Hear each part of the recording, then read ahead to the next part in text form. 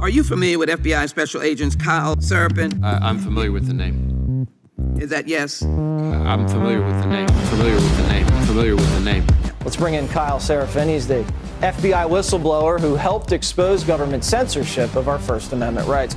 Now, we only have this memo because a recently suspended FBI agent called Kyle Seraphin brought it to the public. And we're grateful that he did. Kyle, thank you so much for joining us tonight. He's the host of something that strangely is called the Kyle Seraphin Show. Kyle Seraphin, I can't thank you enough for speaking out. I knew you guys were out there, and I knew it was just a matter of time, but you got a lot of guts putting your face and your name to this. You're doing a service on behalf of the American people, and from the bottom of my cracked and broken heart sometimes, thank you very much.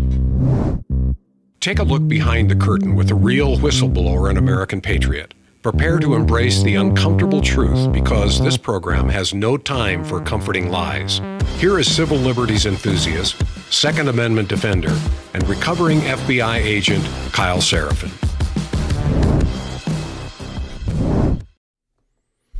Well, hello, my friends. Welcome to the Kyle Seraphin Show. Today is Monday. It is July the 29th, and we are rolling live right now on rumble.com/Kyle Seraphin. I see some of you guys are starting to join us over on X and on YouTube. Feel free to join us, and the live chat will be available over there as well. We'll check in on you. Pretty busy chat going on before we got started today over on Rumble, and you can do that. Join us there at rumble.com/Kyle Seraphin, either on the app or a browser, and we appreciate it if you guys do. Make sure you hit the like. Make sure you've subscribed to the channel if you are doing so. Pretty strange weekend, y'all. I guess the Olympics is going on. This is the first time that I can really remember where I didn't know the Olympics was going on. I don't care about the Olympics, and that kind of saddens me because I grew up in sports like many of you did. I played sports. I was a swimmer when I got into high school, so that was kind of like a non-team sport, but we found ways to make it team-oriented. And I always cared how the United States did. I was always proud. Even though I didn't pay attention all the time, every 4 years or so, we'd tune into the sports that we cared about, didn't we? I can't find anybody that cares. I can't find anybody that is looking around and saying, oh, I can't wait to see the Olympics. Are you watching the Olympics? Nobody's talking about that. Nobody around me, at least. It's very strange. It's sad, actually. It's a sad statement, and we're going to talk briefly about what's going on in Paris. I actually think that what is happening in France is sort of a look into where the United States could go, and it's not good. It's not a good look at what happens when a Western democratic society and otherwise liberal democracy type group gives in to foreign invasion and gives in to destroying their values. And I think all of that kind of falls in line with what is happening. The mocking of Christianity, the burning down of cathedrals, just a lot of really sad stuff going on. And as you guys mentioned in the chat, those athletes work really hard, no doubt about it. I was around people who spent their whole life aiming to get into the Olympics. They would start when they were 5-6 years old. They would swim every day. I mean, I swam 10,000 yards twice a day, most days of my high school career. And these people do that into their 20s, sometimes even into their 30s. They're just nonstop. And we don't care as a country. The Olympics left us because of some of the things and some of the values that are being pushed. Very sad time. Additionally, what I want to do is kind of go in a retrospective. Number one, there's some claims being made about Kamala Harris and the need that she has in order to be successful within her party, not nationally. And so we're going to talk about what those are. Then kind of a look in. CNN says what a Kamala Harris presidency would look like. You guys are going to be shocked, but it looks exactly like what's written down on that pad of paper that I keep holding up. Okay. And then we're going to push forward into some of the wild stuff that happened at the Capitol, on Capitol Hill. There was this riot that gets out of control, the capture the flag thing. We talked about it on Friday. We talked about it on Thursday. And that is nothing new. Political violence from the left and doing stupidity and not being held accountable. I want to do a retrospective. We're going to go back to January 20th of 2017. It is the date that is on the thumbnail. It is a date that I was in Washington, D.C. on the street doing work. We're going to talk about a personal story, and I'm going to expand it broadly so you guys have a concept of what we're looking at and what's coming down the line. And then lastly, we're going to touch on Trump assassination stuff. The SWAT team from Beaver County got forward and was able to do an interview with ABC, and I want to cover down on that too. So that's where we're going to start. If you guys are interested in what's going on in this program, and you want even more news, we're going to touch as many things as we can. CatholicVote.org/give is how you can support us. CatholicVote.org/loop, LOOP, is how you can get the loop, just like I have here on my phone. If I pull it hard and fall enough back, can you see it? Probably not. The light's wrong. Their first story is Donald Trump calling out Kamala Harris on an anti-Catholic record. And I think that's a really important thing for those who are Catholic, but it's also important for those of you who are Christian. The reason why I always thought what the FBI was doing in Richmond, Virginia was a big deal was not because of Catholics specifically, but because they were trying to target religion and Christianity. We're seeing that during the Olympics. We're seeing that over in France. It's pervasive on the political left. And it's not just one of us or one denomination that is in the crosshairs. They've targeted Catholics specifically, but that is not to say that all Christians are not sort of giving into the same values. We have the same perspective on most things. So when it comes to the LGBTQ agenda and the pro-life agenda, anti-abortion, I love that's the two things, right? It's pro-life, but it's anti-abortion. Anti-killing of babies. The LGBTQ agenda, that you don't want that shoved on your kids. All these things are all kind of related. So let's get right into this thing. So there was a piece that came out on Substack, and it was written by Seymour Hersh, who is a famous and very well-respected journalist. And essentially it's reported the same thing that a number of smaller outlets have, but he's got a lot more gravity. The behind-the-scenes machinations of the coup. And the coup has everything to do with how they were able to grab the power and put Kamala in. How they did the Indiana Jones switcheroo, grabbing the gold idol and swapping in the bag of sand. Actually, isn't that amusing? That Biden was the golden idol for a little while, and then the bag of sand, like, it reminds me of a 40-year-old virgin, but you've got Kamala Harris. She's the bag of sand that just flops in. By the way, it's not a good substitute. Just like in the movie, it releases all the bad things. That huge stone comes down, and Indiana has to run through all the blow darts and all the other kind of craziness that goes on. And right, so we're in the moment where we're about to go through that gauntlet of escape. And there's a narrow path. And if you remember even the movie Raiders of the Lost Ark, and I don't know why I'm fixated on this particular imagery, but movies and imagery, this is what I'm all about.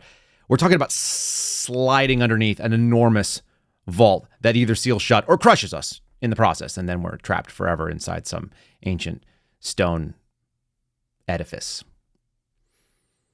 The first thing that I want to bring in here, and this is interesting because if you look at this article, this is coming from the AP. I saw this in about 10 different places. I also saw this through the Google News feed. And you think, Kyle, why do you go to Google News feed? Number one, it shows me local news from Las Cruces, which I find very interesting because it's just one little border town that's big enough to be on the map, and none of you have heard of what's going on there. And there's some really wild stuff going on there. There's a dude that I saw this weekend, face tattoos. He had been convicted of murder in California, then was living in New Mexico, and then like murdered somebody's dog in the back room for no reason. He just shot it because he wanted to be put back in jail, I guess, because he lived with face tattoos. Somehow he was also married, from what I can understand. Anyway, that guy, I wouldn't see that if it wasn't for Google News. What I did see is that they pushed this forward a bunch. This is from the AP. It says Harris raised $200 million in the first week of the White House campaign and signed up 170,000 volunteers. So the narrative being pushed, and it is being pushed, is that she has the ability to move the needle, and she's gotten, upwards of 100,000 people to come and sign up, and tons and tons and tons of money. It's literally because Joe Biden was so bad. Who could get excited about Joe Biden? 81 years old, human Roomba, as Steve Friend likes to say, not anything that anyone is going to get excited about. So the AP calling this out, and by the way, you're seeing this old man. Look at the people that are there. Blue-haired, weird, fat chick wearing a shirt saying childless cat ladies for Kamala. Gross. A man wearing that. Call him a man if you want, but he's a male, obviously. And he's, a gray beard. A couple of other kind of frail-looking gray beards with biceps that, look like my daughter's. A couple of women with shaved heads. I mean, this is the contingency of people that are excited about Kamala Harris. If you don't think you can find 170,000 people in this country who basically have nothing else in their life and are going to get excited about Kamala Harris, I challenge you to go out there and meet more of the weirdos in your neighborhoods. We have 350 million people, 170,000 people signing up because they have no purpose in their lives. That's not surprising. And they're hinging in on this childless cat lady thing, which is something that J.D. Vance said apparently in 2021. Look, the childless cat ladies, whether you call them cat ladies or Karens, that persona, that person, the white lib, awful human being that has no empathy for another person, that was calling the cops on you and your kids when you were trying to go to the park while they were doing COVID shutdowns, they're the same people. It doesn't matter whether we call them childless cat ladies or we call them Karens or we call them just bad neighbors or the HOA president, right? Like there are a million ways that we can characterize that same person. So I don't want to get hung up on, and I got private messages and I got public messages. You guys are really upset about the word childless. I'm not talking about you. I'm talking about that guy. I'm talking about a man wearing a teal shirt that says childless cat ladies when he obviously is a penis owner wearing khaki shorts. That guy is the problem in this country. So let's talk about who they are and what they see going on. The fact is they need to show a quote unquote grassroots. That's why you're getting this like, oh, it's incredible. She has this amazing track record and all these people have come out of the woodwork to excite her. Number one, the weirdos on the left want someone who's further left than Joe Biden, and that is Kamala. And two, they needed anybody with a pulse that was like actually able to move forward, because Joe Biden was clearly not going to be the guy once they put him in front of a national audience that the left saw. Because we saw it from the beginning, did we not? We've been seeing this for a while. There's no doubt in my mind that people on the political right looked over and said, are you are you kidding me? You think that Joe Biden is okay? You're listening to the Rachel Maddows, you're listening to the Joe Scarboroughs, you're listening to the Joy Reids and hearing them say like he's stronger than ever and he's more virile than ever and nobody could say otherwise. You think that people on the right were listening to that and going like, oh, that's reasonable. But the people on the left were taking this as gospel. So meanwhile, you've got people from the campaign. This is the unbiased news of the AP. In the third paragraph, they quote, the momentum and energy for Vice President Harris is real. When you have to tell me the energy is real, I know it's not real. And so do you. It's just not. And so are the fundamentals of this race. This election will be very close and decided by a small number of voters in just a few states.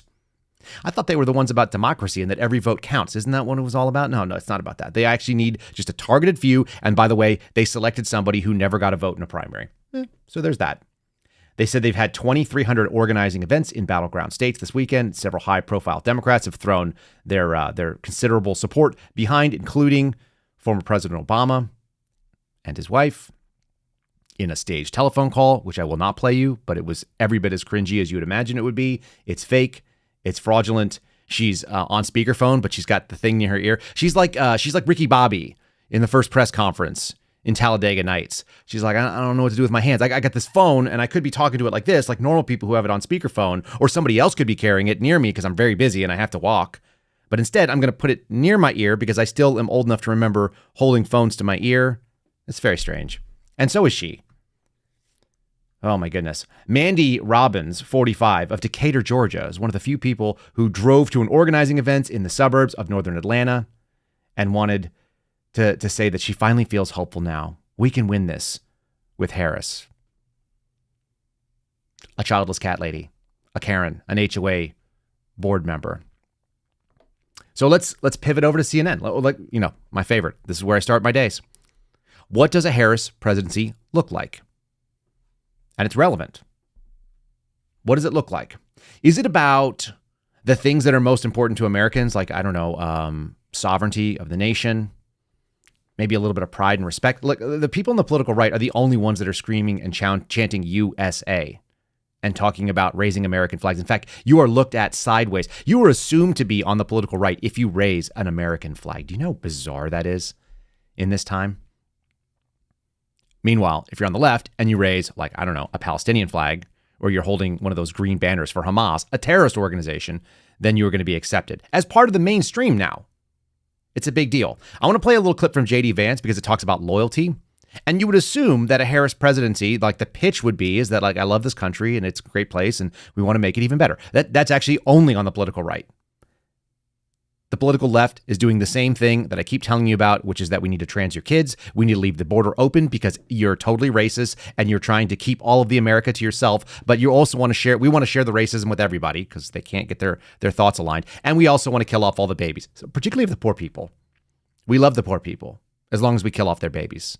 And then we want to replace those babies with people from other countries that are also poor and also vote for us. I don't understand how any of this lines up. It doesn't make any sense to me.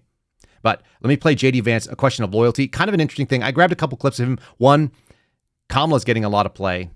Let's give some J.D. Vance play. Also, we haven't heard from as much of him over the last, 2-3 years.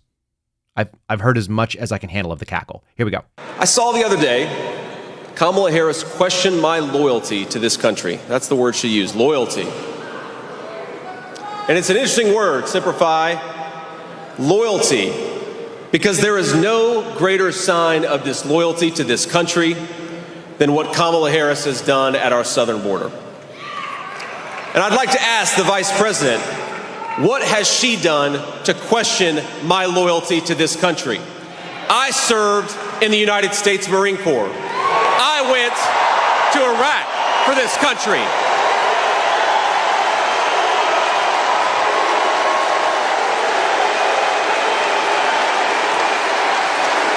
I built a business for this country. And my running mate took a bullet for this country. So my question to Kamala Harris is, what the hell have you done to question our loyalty to the United States of America? It's a perfectly reasonable question, isn't it? It is the people on the political left that want to call you out. I got, right when I first started going public with my story and what was going on, I got called out as a traitor. I don't know what to, by the way, over and over again. It's like, since I was 27, my adult life has basically been dedicated towards things that I believe in this country. Naively, I might add. Patriotically and sort of stupidly. Childishly in some ways. Because I actually think it matters. J.D. Vance is worth a lot of money. He's been very, very successful. That actually is very American. Meanwhile, you've got Kamala Harris calling this out. I got this really fun little word salad. This is something that was making the rounds. This is from 2021. This is right when they took office. Notice that you'll see Alejandro Mayorkas in the background at this hangar. The audio is not great, so I did a little boost on this, so hopefully it sounds okay for you to be able to hear it. Word salads, when asked what you're going to do. This border thing, J.D. Vance goes on to say essentially that if you're going to question my loyalty, the biggest thing that is a disloyal action is opening up our border and flooding our country so that our citizens feel pain and squeeze. And there's a lot of evidence of that actually affecting people on the left now. It's always been there, by the way. But they're starting to realize it in a meaningful way. And it's not good for them. And they know it. They actually know it, which is borderline shocking because they're actually having the awareness. I don't think they have an idea of who to blame. Here's who to blame. Here she is saying why. Even the GOP leader. I am meeting with a lot of folks. And the work that we have begun is the work that is going to be ongoing. There is no question, and I said this from the very beginning, that our approach to this issue has to be with a commitment to a long-term investment, and it has to be a commitment to consistency. The United States has to be consistent. There were times when we were more engaged and we saw good results, less engaged, and we can see where the work and the partnerships then deteriorate.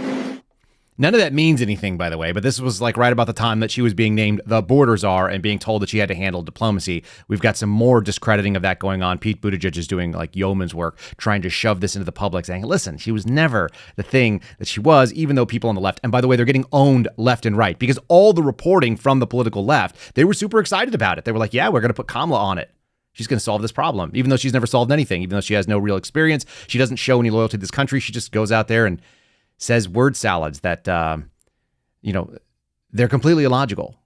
One word leads to the next word, which she tries to define with the previous word. She's just got these cyclic things. She's basically like listening to every person that you saw in the documentary that Matt Walsh did, What is a Woman? When they define things with the thing. Useless. But if you're non-critical, then you start thinking like, well, that's totally fine. Yeah, like she's saying words in order. Let's talk about the words she's saying because they're relevant. So a Harris presidency could look like the following. This is what CNN has honed in on. This is not me. This is not Kyle Seraphin's assessment. This is CNN. The first things, what we know about her views, and these are the views they think are important. Abortion, the economy, Many voters give Biden poor marks for his handling of the economy, and Harris may also face their wrath, even though these high prices are a top concern. We're going to try to argue that they're doing great. That's why we've given them a refundable tax credit. We tried to buy things off. Okay, fine. Healthcare. Healthcare also, again, a euphemism for abortion, but also sort of her communistic lean towards the Medicare for all system, which they want to get in less than 10 years. The thing is we already have healthcare for all. Do you guys know that? If you've never worked in an emergency room, if you've never worked in a hospital, you probably don't realize that we already have universal healthcare in this country. They can't turn you away for anything. I used to get people coming in from an ambulance. I had to bring people into an emergency room. The highest tier of care for the most intense illnesses, the most intense injuries. This is where we are supposed to take our highest acuity patients. And we would get people riding in on the wambulance, which is what you call it when they're not actually there for an emergency. And they would be homeless, so they had no insurance and they had no intention of paying. And they would tell us that they spent their last $5 on cigarettes, but not on paying $5 down on their bill. So they would have endless collections. Basically, these people were going into a cycle of debt that would never end. And these homeless, like, bums. My wife and I had this conversation the other day. It's like, what did we used to call homeless people? Homeless was a euphemism. It was like a nice word for bums. And some of the bums are mentally ill and they have real problems and they are deserving of compassion and help. And some of them have just chosen to jump into drugs and some of them have other problems. I don't know. There's a lot of problems there. We're not going to solve any of them. But calling them homeless was actually the nice way. Now you can't call them homeless. Now you have to call them unhoused. So I'm going to go back to calling them bums until proven otherwise. And the bums would come in and they wouldn't have any money. And I had a guy show up 7 days in a row. I worked a 7 out of 7 shift. So 70 hours for the week. And I saw this guy every single shift. And what did he come in doing? He had allergy-like symptoms half the time. Do you know what allergy-like symptoms are? You know, puffy eyes. My nose is a little stuffy. And I have one of those. That caused him to call 911. He had a phone that worked, by the way. And he would call 911 or he would flag down an ambulance and ride into the hospital, tying up an ambulance so that your mother-in-law or your great aunt would die of a heart attack because the paramedics were tied up transporting this derelict bum. And he was fine. He got up and walked off. We would be like, hey, we're going to switch you over. You'd be like, no. Last time you guys bumped me too hard. I'm going to actually just get off the gurney, which I could have walked in on, and I'm going to go and sit down over here. But my throat. Healthcare for all is something we already have in this country. We just have it at the least efficient way. Like, how about we get rid of some of the garbage and then try to figure out like a solution instead of adding to the garbage? They also want to talk about the climate, which is amazing. She's been a champion for the climate and environment justice for decades, allegedly. She sued big oil companies. Oh, that's good. Driving up the prices on all of our fuel. That makes a lot of sense. And if elected, one of the biggest climate goals she would have would be to figure out how much the U.S. can reduce pollution by 2035 as required by the Paris Accords. The thing about reducing the population or the pollution from the United States is that it's not relevant. We're like not a big polluter on the big scale. It's kind of like when you come after guns and you're like, guns cause violence. Like, well, no, they don't. But let's just assume that the guns are the actual solution. Getting rid of guns would be the solution. It's not even one of the highest top 10 causes of death in this country.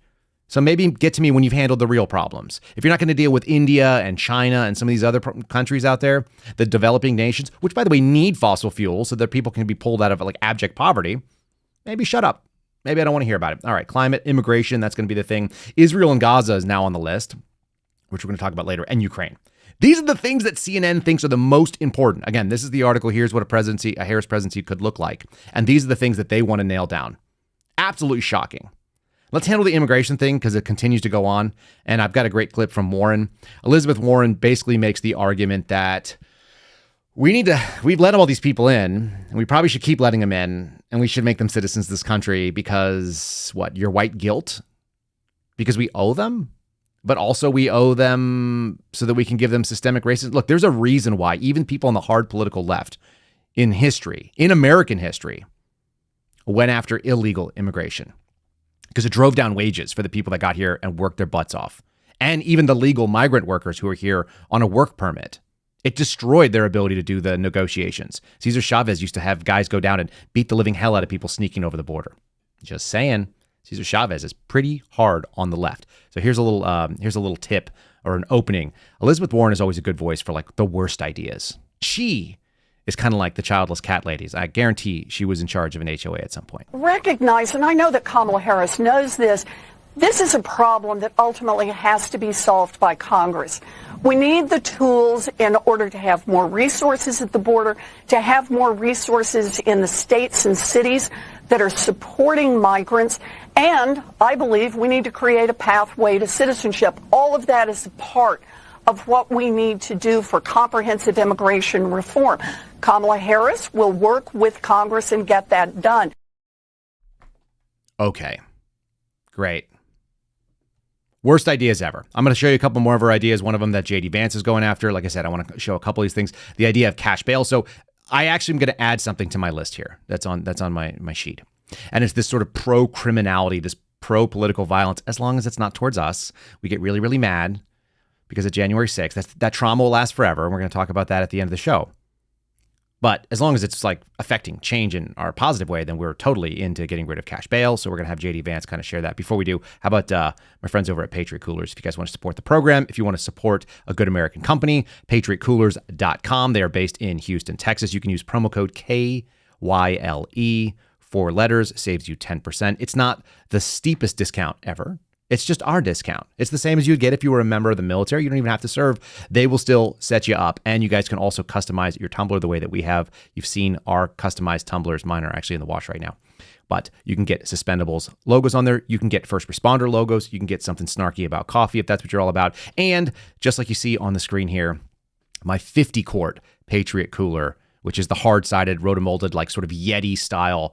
That's always in the back of my minivan, and it was full of stuff even this weekend. Yesterday, we went to Costco, filled it all up. I always put the frozen stuff down, then any of the dairies, and we keep it. And then, you know what? If we want to go get lunch, we can go get lunch. We don't have to get home right away because it keeps it cold forever, and it's fantastic. PatriotCoolers.com. Use that promo code KYLE. Shall we get into the stupid stuff? Let's do the cash bail thing. As I said, it's not this organization, this left side. They don't care about what this country even is supposed to mean. Like, we can't even agree on common values. That's why Christianity is in the crosshairs, and that's why criminals are actually celebrated. And I think JD Vance calls it out well. She wants to end cash bail, and what that means is that if you assault a police officer, you can be back on the street the very next day. In fact, when rioters and looters were burning American cities to the ground, including Minneapolis, Kamala Harris was raising money to bail them out of jail. Let's throw them in jail and support the cops.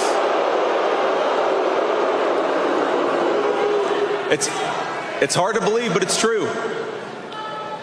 She helped a group of anti-cop extremists raise more than $40 million to free scores of criminals right here in Minnesota. That's not across the country. That's just here in Minnesota. You'll notice he's smart. He's tying it to the local issue, but it is a serious issue, and it is actually a nationwide issue of these bail funds that are trying to get people out that are just on the left. You didn't see these kind of things coming up the same. They didn't apply this standard across the way. Not even close. So the question is, do people like this? What about regular dudes? That's what I want to know. What is a regular dude who has an hourly job working in manufacturing, in a service industry, who is doing things traditionally even in a left-leaning thing like let's say a workers' union? What do those people think? They think what you expect. Because the non-cat lady wearing shirt guys, they think what regular guys think, which is that she's terrible. Here's kind of a little taste. You can listen to the shock of the host when they actually interviewed this man walking through the parking lot. We did run into plenty of fervent Trump supporters who say the new challenger has only made them more enthused about the former president. Does Kamala Harris getting in the race change the equation at all for either of you? Change it, it ruins it. If she gets in, we're done. So done with what? America's done for. Oh, that's pretty strong. And even the people across the pond, you've got The Guardian reporting that if she wins, it's going to be 100% based on the Dobbs decision. There's a reason why CNN listed abortion first. And this is it. She's emphasized bodily autonomy and affordable care. And that's what they think is going to make this thing successful. Well, who is being sold on the idea of reproductive freedom, their euphemism for killing babies? Who is actually buying into that? and it's the childless cat ladies. That's why that line of attack is so fruitful. And clearly, it is upsetting if they put it on T-shirts. You know better. Donald Trump's record is actually pretty good. Even though they're not going to put it on the national platform, they've already done the work. And the work is they were able to send people into the Supreme Court who are not lunatic on the far right. They're just kind of middle of the road, center right. But they did the right thing by saying that, at the end of the day, the states should have the default position, and we're going to send it that way. So Trump's already good. He doesn't need to make any arguments about this. They don't need to make any additional politically. I think morally, there's a different animal here. And Christians know this.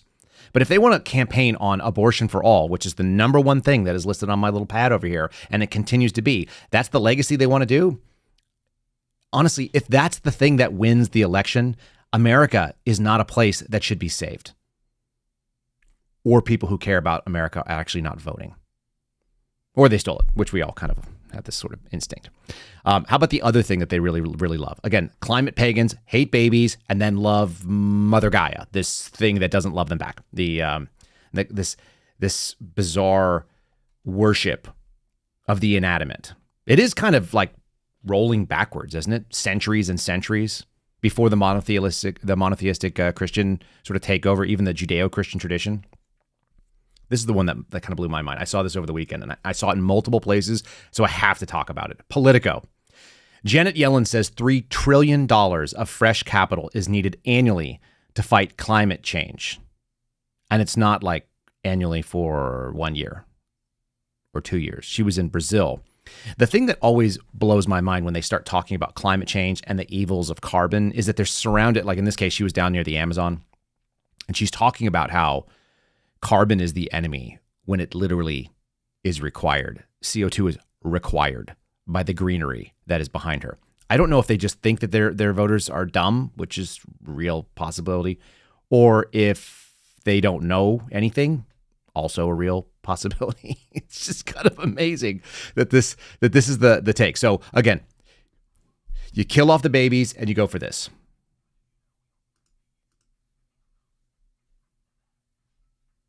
Being so close to the magnificent Amazon is also a reminder that the transition to a lower carbon global economy is also the single greatest opportunity of the 21st century. The transition will require no less than $3 trillion in new capital from many sources each year between now and 2050. Being so close to the magnificent Amazon is also a reminder. You have to bear with me, folks. I just had something click up out of nowhere. I have absolutely no idea. There's nothing that's turned on in my audio feed. But meanwhile, it just started buzzing in my ear. Hopefully it didn't come across. Yes, $3 trillion annually for the foreseeable future. In order to do what? Like, this is the woman that's supposed to be in charge of helping us run our economy. It's actually shocking. She's the Treasury Secretary. This is the single greatest opportunity. And by the way, it's such a good opportunity that we're going to demand it.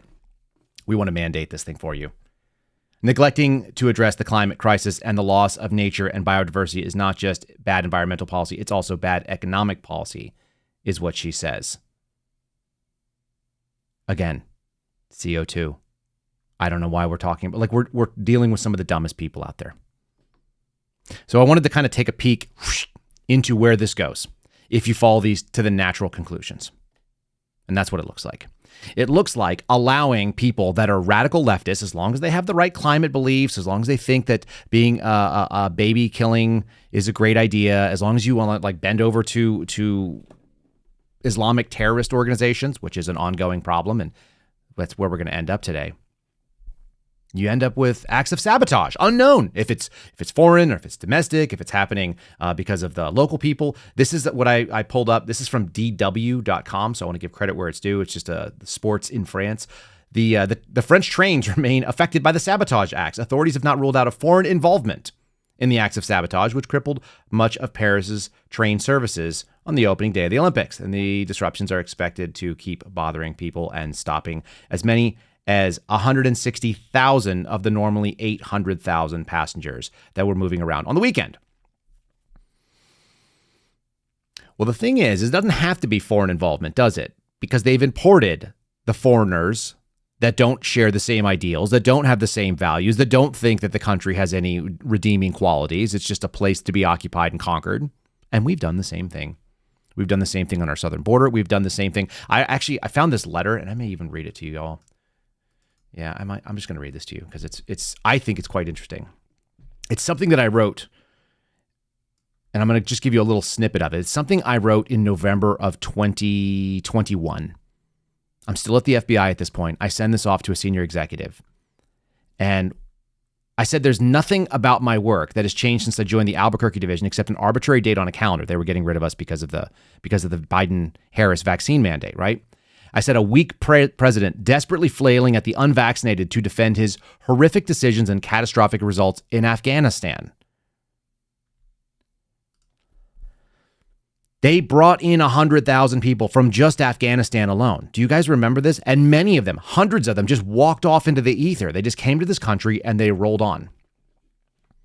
We've brought them in from the southern border by the millions. An incredible number of people have come into our country, and France has experienced a lot of the same. France is a much smaller place, and they're much more gentle. They don't have nearly as many meat eaters that are on their police forces, like we're going to talk about at the end of the day. They don't have people to defend them in the same way, and they've sort of just like given up on it. So, of course, it doesn't really make a difference whether or not we have foreigners that have decided to destroy and sabotage the infrastructure there. Whenever I see the French police, they always show these guys wearing berets, and they actually look like, decent-sized men, and they're carrying submachine guns, and you think, is this the normal? Like, how come they're getting overrun? They're getting overrun because their policies do not support the people that need to do it. They're getting overrun because the right people, even though they may move forward, the judiciary and the people on the political left actually run the machine. And it's the same story here. All right. Feds bring criminal charges after the anti-Israel rally. DC prosecutors let some misdemeanors go. So they're going to charge the felonies, is what you'd believe. This is coming from Washington, D.C., Fox 5. And it is dated the 26th. What it says is that 8 people associated with the anti-Israel protest in the nation's capital face federal criminal charges, as you might expect. The local prosecutors in D.C., which, by the way, are federal prosecutors, have dropped some of the less serious against the other individuals, and they have decided that this is still an ongoing investigation. They may file some more charges. They ended up doing that. They give some names here. Frederick Coates, Crow Mamamawami, Antonio Somerville all carried a dangerous weapon. Zachary Cam is charged with 2 counts of assaulting a police officer. Nathaniel Lawrence, Sonia Christian, Roger Miller face charges of attempted theft, some other unpronounceable name, threats related to the protest, so on and so forth. And then they dropped charges too, didn't they? They just dropped them. Here we go. This is Washington Post. Charges dropped against 11 anti-Netanyahu protesters arrested in D.C. That's interesting, isn't it? They're anti-Netanyahu protesters. They weren't anti-Israel. They weren't pro-Hamas. They weren't pro-Palestine protesters. Well, there's something in a name. There always is. The move drew condemnation from police union officials. Yeah, you want to know why? Why would they condemn that? Maybe because this kind of stuff happened. What you're seeing on the screen right now is a United States Park Police officer. And by the way, I worked with Park Police, and I have nothing but respect for them. I always liked them. They always seem really squared away. They had great medics that were on their helicopters. They had decent human beings that were working there. I always thought very highly of them. This is hands on a police officer while he's down, wearing camouflage and I would say uniform type material. This is, I can't even read what it says, but it says like ceasefire now or whatever it is. These are radicals and they're fighting with the cops. They're putting hands on federal agents. I was told that was the biggest thing that you could do, that you have to support the cops, especially the federal cops, the ones who are in D.C. So we need to prosecute them like January 6th, wouldn't you think? Wouldn't that be the reason that you wouldn't you want to do that? Here you go. More reporting. This is coming from Washington Examiner. This 11 anti-Israel. Again, anti-Israel now. They're a little bit more honest about it. And they're showing some of the violent rhetoric that's out there. Are you allowed to have violent rhetoric? Of course. Yeah, for sure. It's when you steal the flag that doesn't belong to you and light it on fire that you step afoul. It's when you start getting in fisticuffs with police officers who are trying to do their job. And I've been very consistent about this, and I will continue to be. If you were there at January 6th and you started getting into fights with cops, particularly when you went proactively when they were doing their job, you should probably go to jail. We cannot have that in this country. Rule of law is important. Or we could be pro-criminal, which is what we keep seeing. The thing is this is not new. Not even a little bit. What we are starting to see is that the effects are being felt downstream. I'm going to play you a video from people that are in Brooklyn. This is actually not too far away from where my wife grew up. And she said, it's kind of interesting to see it having grown up there and known what it was like. More importantly, this apparently was like a 97% Joe Biden dominated 2020 election area. So if people are voting for this, are they going to turn against Kamala Harris? There's a reason why her poll numbers, even though they're better than Joe's, are not great. But maybe they don't actually equate 1-to-1. And it's because there's lies and there's federal lies, and that's the biggest issue. Our FBI is out there carrying water. I'm going to show you some evidence, and that's the main thing I want to show you today, is that the evidence is that the DOJ has never been on the political right, at least not in the last, let's say, close to 10 years. That it was captured under Jim Comey and under Barack Obama, and they moved all their people into place. So DOJ and FBI have been doing the bidding, even if people like me and Steve Friend and Garrett O'Boyle and George Hill, even though we saw problems with what was going on, and we were on, I would say, the middle ground, but lean conservative in our political beliefs, but that doesn't affect our work. The other people are letting it affect their work. All right, check this little clip out from Brooklyn. Some here are frightened now just to go outside. Now it feels like that whole section doing that, and that's what is just not available to the community asking our local elected anymore. So our parks are not available to can't go there anymore. Search out and give us a list of all of the empty lots that there are. Migrants from a 4,000-bed shelter nearby fill the sidewalks. They sit on park benches, on stoops and curbs, under the BQE overpass. So many people crowded in here, residents feared what was coming. We have been witnessing the escalation in violence on the street and in the community for months now. We've been pleading with the mayor, as we've seen increased violence, that this was going to be inevitable. And on Sunday night, it came. 2 people were murdered here, a third critically injured just outside one of the 2 adjacent shelters in Clinton Hill. It is a neighborhood now pleading for help. Residents came together tonight to demand the city provide more protection for them now and move to downsize the 2 enormous and crowded migrant shelters in Clinton Hill. There needs to be a direct line drawn between failed border policies and what is going on there. And it needs to be hammered home. And the second thing is, and I'll make this argument to you guys, that you voted for this, that's not a political winner. And it never will be. How many times has someone tried to tell you something, the thing happened, and they came up and told you, I told you so, and you were like, man, you really convinced me, now I'm on your side. Has that ever happened? Does that ever happen? Certainly not with men. Maybe that works for women, but I would, if a man says that to a woman, it definitely doesn't work. Don't ask me how I know. Feeling good, which Jubilee just said in the chat, feeling good, that's not the goal. It feels great to spike the football and be victorious. But that's how you get penalized. And the penalty happens in the game for bad sportsmanship in the same way right now politically. It is not a good win. It's not going to be able to help these people. Like, these people have an opportunity to change their mind if presented gently. I'm just going to say, I've talked to guys who are now, like, I talked to Dexter Taylor for a long time. If you guys haven't seen that interview, go back and look at it. He says you can't look at people who are on the political right that are in these captured areas, whether it be Maryland or whether it be Delaware or whether it be New York City, and then be like, screw you, you live there, it's your fault. There's a lot of people that vote against it. But if you're going to claim, and I think many of us do, that the election results of 2020 were fraudulent and they were stolen and that there was things that did not get looked into properly, then how are you not going to say that these captured areas are not like that? Like, should they just abandon them if that's where they live? It's not good to do the I told you so. This may be the opportunity to move. Like, did you see the people being interviewed? Do you think those people vote Republican ever? But they do understand safety. Those are weak women with blue hair, right? They're wearing like crunchy fabrics. that I'm sure my wife would not have a problem with owning. Like these are just women who are now looking around saying the consequences of what I'm doing are coming home, but they're not seeing them as the consequences of their actions. And it's an important chance to maybe cross that line. And the reason that they believe that that has to be hammered home is that they're being lied to.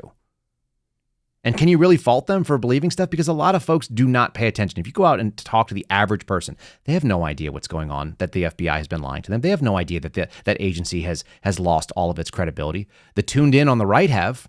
A lot of people that are just independent and don't care, there's a ton of people in that camp. And then the people that are on the hard left, they've been lied to and they're dedicated to it. That's what the concept of illusory truth is. They've heard something, they believe it, and then as my dad said the other day, and he was on the program saying it, don't give me facts, I already have an opinion. Okay? The only way that you're going to loosen that thing up is a gentle approach. That frontal attack doesn't work. Here's Jesse Waters making one of the points. I don't know if he's making it in a way that's going to get through them, but it is true. Our federal agencies are moving further away from being accurate and truthful. They're still putting out information. And some people believe that it has force of, government statistics, like it actually means something. And when we know it doesn't. So if crime's everywhere, why do they say crime's down? A new report from the FBI shows that there was a 13% decline in murder. Despite what the data shows, which we've been talking about, the fact that crime is going down in most places is not registering with the public. I can safely walk my dog to the Capitol today in a way that you couldn't do when we all got here. I'm glad Pete can walk his dog, but why should we believe the FBI? Well, turns out we shouldn't. The Washington Examiner did some digging and discovered the FBI's been cooking the books. Did you know about half the country doesn't send their crime statistics to the FBI? So the FBI just estimates the number of crimes, and then they estimate in the wrong direction. Murders are actually up 23% across 70 cities since 2019. In Milwaukee, the FBI reported a 13% drop in robberies, but Milwaukee police reported a 7% increase. The Biden administration's using Enron-style accounting to cook the books on everything from... All right. And how are they doing that? And how are they getting away with it? Essentially, it's very simple, that the mayors in these cities don't want to be accountable to people throwing FBI crime statistics in their face when there's active and accurate accounting. So they just tell their cities that you don't report. They still have to publish it locally. They just don't send it to the FBI. And the FBI doesn't proactively go get it because they're a federal agency, and that shouldn't shock anybody. The myth of competency is very real. The laziness of not going out and actually doing, like, there's enough people at the FBI that they could have an analyst assigned to every single major city that just does nothing but run crime stats and then compile them together, and then a whole squad of people that take all those things and put them together and get realistic crime stats. If there were an objectively apolitical organization, that would happen. It doesn't, because there is a goal, and the goal is getting accomplished, and it's been accomplished since before Trump even got into office. And I'm going to show you some examples. But before we do that, let's do a little plug for my friends over at the Matt Hat Jerky Company. It's matthatjerky.com/Kyle. There are better promo codes than Kyle right now. I'm just going to let you in. Go to my little version of the website, matthatjerky.com/Kyle. And I think you could just use buy now, BUYNOW, save like 30%. You guys can get, this is my second favorite. This is the roasted garlic. This stuff is on my desk at the moment. It's very good. It's almost as good as the black truffle, which is my favorite. If you guys have not tried out matthatjerky.com/Kyle to go look for whatever it is, they are keto friendly stuff. They have USDA Prime. It's like steak in a bag, and it is it's a perishable. It's not food forever. This is not a hedge against like political unrest. This is the thing you do because you want to have a high quality snack that's not going to like tank you out, and it's not going to be crackers and chips and other junk. Guys, check out matthatjerky.com/Kyle. Support our program. We get a little cut of all the sales, but also it's really good. Like, it's a good American company by like an 18-year-old kid who's started a business and is employing people. I think he's got 20 employees. It's pretty neat. Let's talk about where this is going, okay? Give me a second here to throw this up on the screen. We'll take you back to January 20th of 2017. Donald Trump was going to be inaugurated in Washington, D.C. I was on the ground. In fact, I have this to show you. There's my certificate of appreciation from the FBI. Grateful recognition of my outstanding support of the FBI's work on the inauguration. I've got coins from it and so on and so forth. The thing that happened there that was unusual for me is that I was a new FBI agent within my first year of employment, and I was walking around in plain clothes with the Secret Service Uniform Division. And we kept hearing, we were on the south side of the protests. We kept hearing over and over again that something was happening on the north side. We wanted to get up there, but that's not where our post was. So you stay your post. You don't follow the action. You stay, even though we wanted to get into it because we're both like young guys ready to solve problems like you would. And so this article that you're seeing here is coming from the Washington Post. And that's going to be relevant because it's also going to be the one that's going to show you that it goes away. This was 3 days after. It says an American university student appeared in court Monday on federal felony charges of aiming a laser pointer at the U.S. Park Police helicopter, which was codenamed Eagle One. That's not in the article. That's just what I'm telling you. On Inauguration Day on Friday, the student, George Herdeg, Herdeg, 21, from San Antonio, is an international studies major in his senior year, the university has confirmed. Prosecutors disclosed his arrest, same time they announced charging 230 demonstrators with felony writing after damage was done to storefronts and a limousine was set on fire in the 4-block radius. It looked like this. This is the limousine that was on fire. It was spray painted with an anarchy symbol. The windows were knocked out. It was firebombed on the interior. It turned out to be the limousine that was apparently part of the Secret Service director's detail. It says, "We the people," spray painted on there in silver writing, if you're not listening to, if you're just listening to us.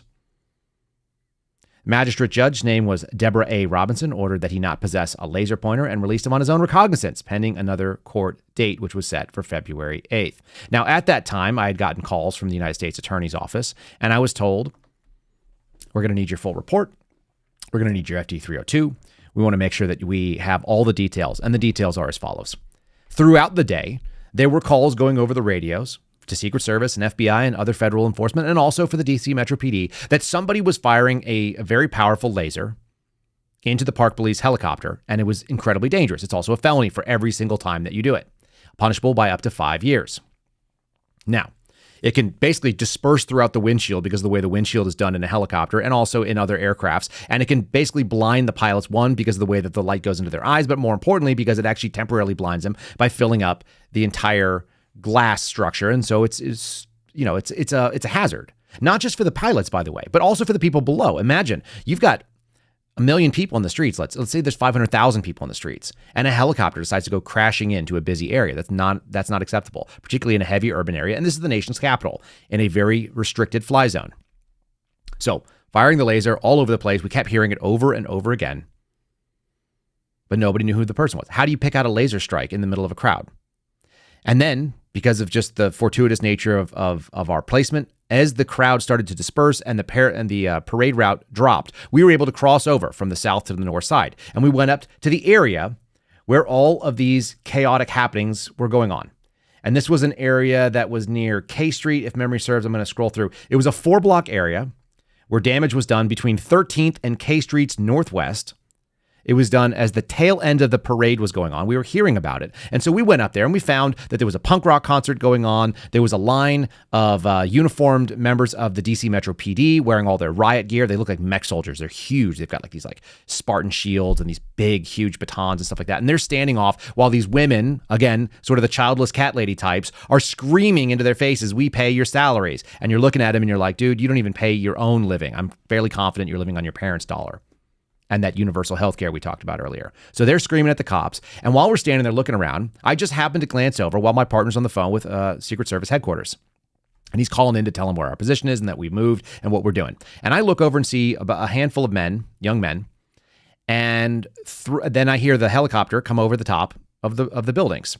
And right when that happens, I see a laser pointer go right through the trees. And the trees don't have any leaves on them, so it's just bare individual branches. And the laser hits all those branches as it's going up at the helicopter. And I see it go off a couple times, and I realize where it is. I grab my partner, and we start going. And so we start following this group of men. Now, as that happens, I see the man who actually has the laser pointer points it at a cop car and lights up the windshield while the cop is driving. So we follow him. We isolate him. He ends up going into a kebab place. We pull him out. We come out of roll because we had to clear it that we were going to come out of the undercover roll because nobody was nearby. Show him our badges. We ended up talking to him. We're putting him against the wall. We frisk him. And of course, we find this laser pointer, which is about the size of his forearm. It was probably like a 12 to 13 inch long. It looked like a lightsaber. It was huge. So we arrested him, and Park Police comes in, transports him. They take the actual arrest and they fill out the paperwork. And of course, he was charged. And what do you guys think happened to that guy? Well, he's free right now. But interestingly, he was let go. He's released. They dropped the charges against him. He was an American university student. They dropped the charges and many other things. He apparently works for some sort of lefty organization right now. And if you look at his LinkedIn, which is available and publicly, visible, you can easily see that he's supporting gender ideology and climate change initiatives and a bunch of other woke garbage. And we found out that this was going on. There was a thing called Disrupt J20. Disrupt J20 was leftist, anarchist, Antifa types, and they were all involved in the so-called Resist Trump movement. So there it is. The anarchist resistance to the Trump inauguration. You have to understand the events of January 20, 2017. This has been going on for quite a while. Now, the thing that's important is Donald Trump's organization, Donald Trump's regime, the administration came in and took over the DOJ in theory, right? Wrong. None of these people actually faced prosecution. They all got away with it. This should bother you. Why did they get away with this sort of thing? It's because it was never an organization that was run by Donald Trump or his ideologically aligned people. Chris Wray was chosen to be in charge of the FBI. Chris Wray was chosen by Chris Christie, and he was the fixer on the Bridgegate scandal. So when Chris Wray comes out and says things to you, you should see him as more of a continuation of the status quo and not some sort of thing that like Donald Trump should get credit for. Even though he made the appointment, it was a terrible one. And I think he realizes that now. This is some more of this stuff. Disrupt J20 was the hashtag.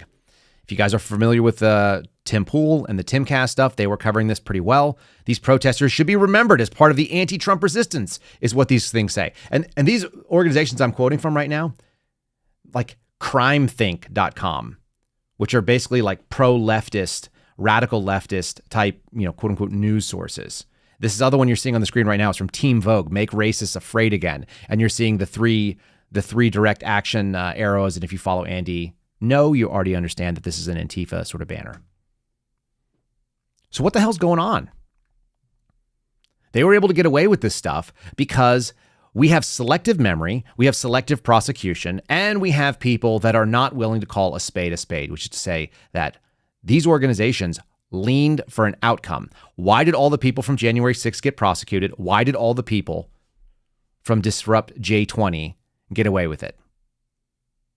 They chose the outcome. They wanted the outcome. This is the ideological and the institutional capture that the left has been very successful with. And you can see this, whether it's happening in France or what happened in DC in January of 2017, or whether it happened the other day on Capitol Hill when the pro-Hamas, pro-Palestinian types got out there and got violent. They get let off. They don't face consequences. And all that does is embolden them. They realize that they may get arrested, but it's only going to be for a short period of time. And the news media is also complicit in as well. Even though they will publish it when necessary, you're going to have guys like Scott McFarlane. This is what spurred this. I saw this over the weekend. Listen to the way he's talking. I'm going to share some things that are very upsetting because it's not just the left media, it's also the left social media and the huge tech companies. This is a massive push to basically rewrite history, which is why Kamala Harris obviously is not a border czar. So let me just make that point, which we did the other day. I'm going to continue to make it on a finer way. Scott McFarlane talking about Butler PA. Oh, you remember that? He's actually going to acknowledge that Donald Trump got shot at. How about the encrypted... That is not the right guy. Sorry. Let me switch over here. Number 10, Scott McFarlane. Hey, it's Scott McFarlane. Hard to believe. 2 weeks ago Saturday, was that assassination attempt in Butler, Pennsylvania. I can tell you as somebody who was there and who has stayed in touch with so many people who were at the event, working the event, there's still no shortage of trauma. From having to duck bullets inside an event that has the expectation of safety. It was supposed to be the safest place around. Inside the Secret Service force field, it was so jarring and so traumatizing to hear and witness political violence. And it's this feeling, as described to me, this combination, this squirrely feeling of anxiety and nausea and fatigue, and it can last. It can hang on you. And it has all these echoes of what I've heard in all the January 6th cases, going to so many of the trials and the court hearings. I've heard police officers tear up describing the trauma that remains. So many people who were witness that day inside what was supposed to be the safest place around, inside the U.S. Capitol during an official proceeding, and having that expectation jarringly dashed, being attacked by fellow Americans. The trauma, Last, with so many of the congressional staffers who, for years, formed a trauma support group to overcome those feelings. Members of Congress have texted me that they suffered trauma hearing the voices of, the screams of Americans trying to attack them, if not kill. Okay, there you go. The trauma. Oh my God. And we're going to have to go back to January 6th because Butler PA is always going to get you back to January 6th. What you're seeing right here on the screen is an ABC piece saying that the local SWAT team, which came out of Beaver County, and the sniper who we were sort of making fun of, and I didn't mean to make fun of him per se, other than they named him in that video, and his name was Gregory Nickel. And apparently Gregory Nickel, a.k.a. Greg, the guy that you saw on the video last week that was on the roof, and they're like, yeah, Greg, he's the one who took the picture. The story has actually now emerged what happened. And he took a picture of the kid, Thomas Crooks, took a picture and sent it around to a group chat of all the locals. But what they're saying here, and the article is actually entitled, Local SWAT Team Blames Trump Assassination Attempt on a Lack of Planning and Communication. The two things that we've called out as the most probable. That somebody did something stupid, got off and didn't cover, left open an area, and that they didn't have good comms to deconflict. You can imagine that if you were in that position, taking a shot on a fellow cop would be probably the worst thing that you would ever do. People kill themselves over this kind of stuff. Shooting another cop in a blue on blue, that's the one thing that they're not going to try to do. So if somebody was supposed to be up on that roof and somebody was up on that roof with a weapon and you're like, oh my God, that doesn't look like the guy that's supposed to be up there. And it doesn't sound like it was Greg. Greg was the one taking a picture of it. So my apologies right there for calling sort of flippantly. But this guy, Greg Nichols, is out there talking. They basically looked around and said, holy crap, we've got to go talk about this because this is not acceptable. We need to go ahead and get the story out. And the story is that the snipers that came from Beaver County got involved with the other snipers from Butler, but they didn't have Secret Service there. And they didn't show their faces. And I'm sure it's going to haunt them that guy got through the security detail. This is an interesting quote from the team leader, Jason Woods. He says, we were supposed to get a face-to-face briefing with Secret Service members when they arrived, and that never happened. And so what he ends up saying is they had this sort of like local team chat, but they didn't have communications with the people that needed to have communications. There wasn't interplay between the local law enforcement and the federals. That is a catastrophic failure. Even if it just means that you carry around a bunch of radios and you hand them out to the people and then you go get them back later, so be it. And I've done this work on task force where we were working with locals. You either give them one of your radios or they give you one of theirs. Usually you take one of theirs because they are used to using them and you're the visitor. They said something that I thought was very poignant in this particular article.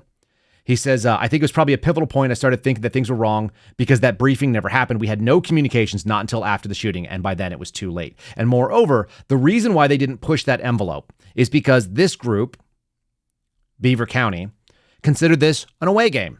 They were the visiting team, right? I'm telling you that the fog of war and the chaos happened because there wasn't proper prior planning.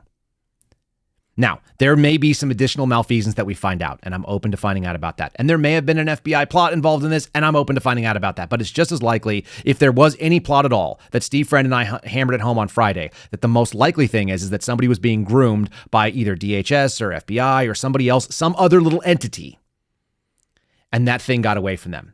If anything happened at all, that's the way the feds work. And I want to be totally fair that whenever the feds are actually setting somebody up, they always give them like a gun that can't go off. They don't give them a live weapon.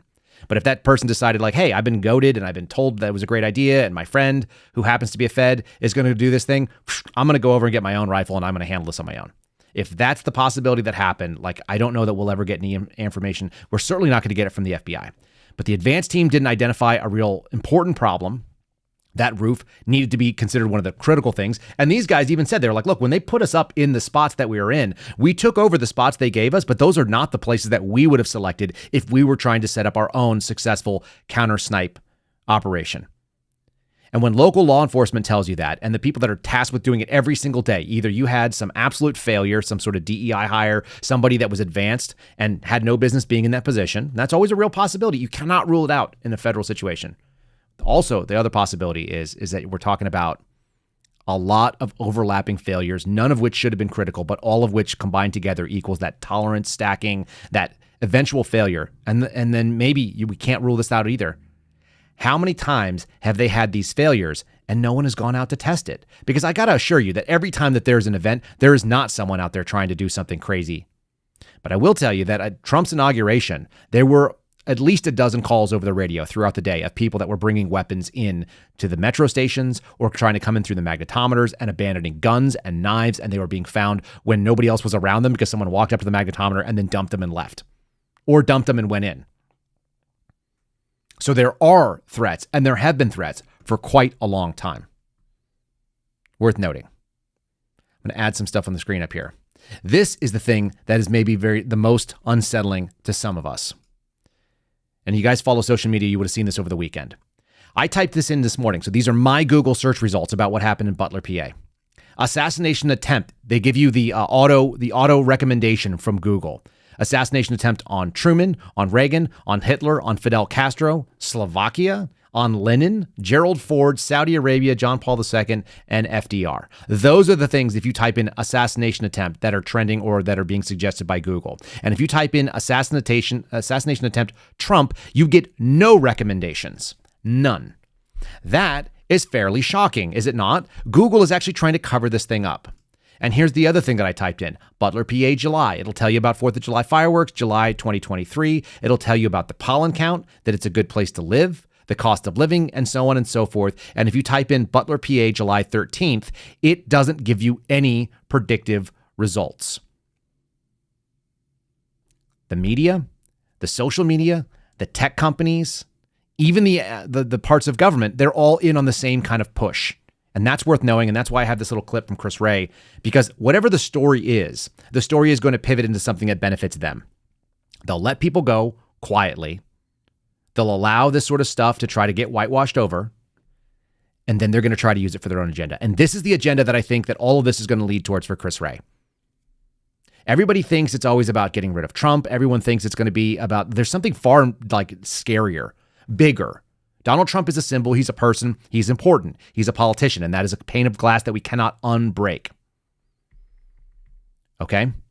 But this is where they've been going, and this is a long-term plan, and this has been going back to at least 2014. George Hill said the first time he brought up this being a problem, he basically was PNG'd at the FBI. I did the same thing. I dropped out of the FBI Agents Association over this exact problem, and this is going to be in congressional testimony with Chris Wray. Here you go. This is when he did a decent job, and he's happy to tell us about how many casings there were and some of the failures and so on, and about the drone. This is the stuff that they actually really want to introduce. How about the encrypted applications on his phone? Were those there for a while, or did he download them, in the days or weeks leading up to the assassination attempt? I don't have the answer to that sitting here right now. I think it may vary from platform to platform because he had a number of encrypted messaging apps on it. And again, as I've said, we're trying to get access to that content, and that's important. I think it's important for everybody on this committee to understand that this is a real problem for law enforcement. That these companies, let's be clear here, these companies are designing their platforms in a way to, no matter how heinous the crime, no matter how rock solid the legal process, I'm run out of time, get so access. I want to get the next question. At this moment, no matter how heinous the crime, they're designing their platform so that we can't get into it. Of course they are. That's the purpose of this stuff, guys. The point is they want to break privacy, and that is a far bigger thing than just Donald Trump. I understand everyone's affection for Donald Trump. I understand that he is a symbol and he means something. But this agenda predates Donald Trump, and it is bigger than Donald Trump, because the idea of getting rid of encrypted communications is a really big one. It's called the Going Dark Initiative.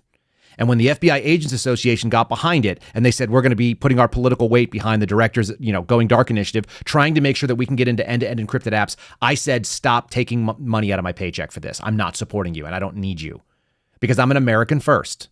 I'm a citizen first. I'm a husband and a father first. Those things all come first. And my ability to communicate with my wife or my friends are more important than the FBI's ability to hack into some data set and be able to find the small number of people who break the law, and that we might be able to use encrypted apps to be able to find it. They want a skeleton key to all this stuff, and they always have, and they try to bring out any time. And this is an awesome opportunity for Chris Wray to talk about how dangerous these encrypted apps are, because secrecy and privacy are the enemy of a totalitarian state. They are the enemy of the police state. As long as you can communicate freely your open ideas Whether or not you're being censored, whether or not they're whitewashing it, whether or not they're letting people go quietly who have a riot.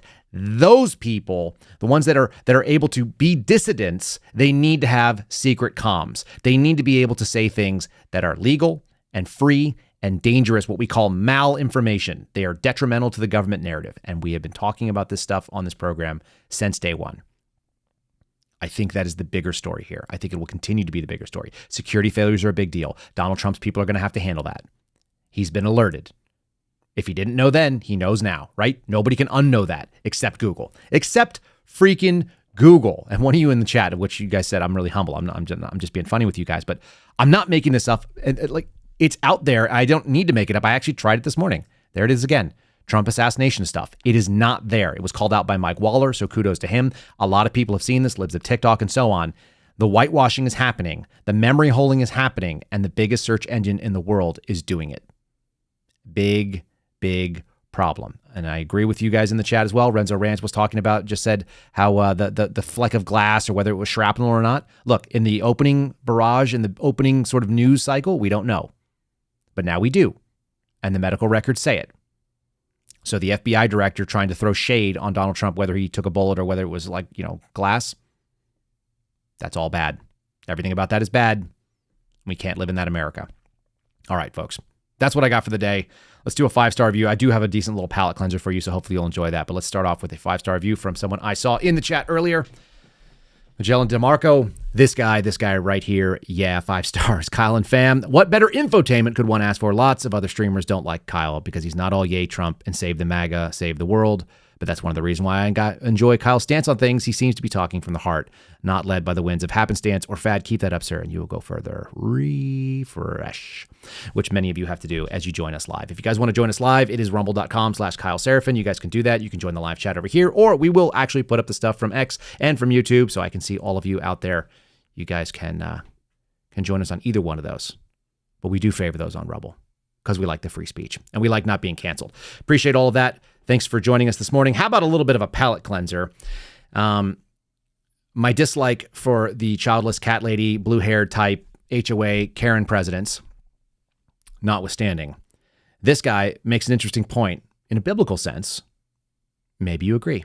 Adam and Eve, Adam and Steve, gay agenda. Is there something funny about taking those things and out of context? This guy seems to have a decidedly conservative lean, despite trying to do a leftist talking point. Enjoy.